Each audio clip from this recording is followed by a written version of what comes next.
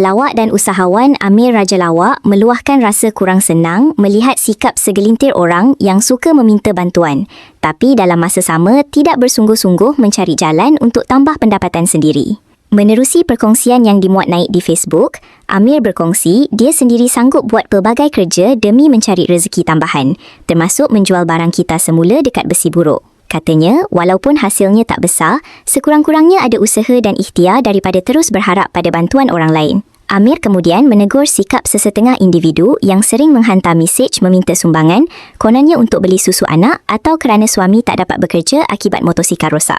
Bagi Amir, kalau benar-benar terdesak, masih ada cara lain untuk berusaha mencari duit, walaupun penat dan memerlukan tenaga. Dia beri contoh seperti mengutip tin kosong, kotak atau besi buruk untuk dijual.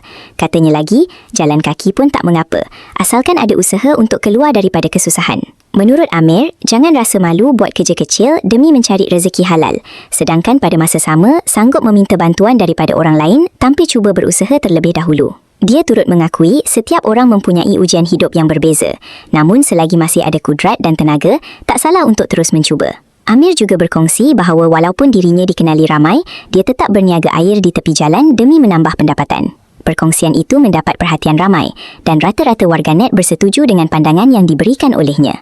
Kadang-kadang bukan soal kerja besar atau kecil, tapi sejauh mana seseorang itu sanggup berusaha demi keluarga dan kelangsungan hidup. Terima kasih kerana menonton Chua Viral TV. Jangan lupa like, komen dan subscribe untuk terus dapatkan update terkini tentang dunia hiburan Malaysia. Jumpa lagi di video seterusnya. Stay tuned untuk lebih banyak kisah sensasi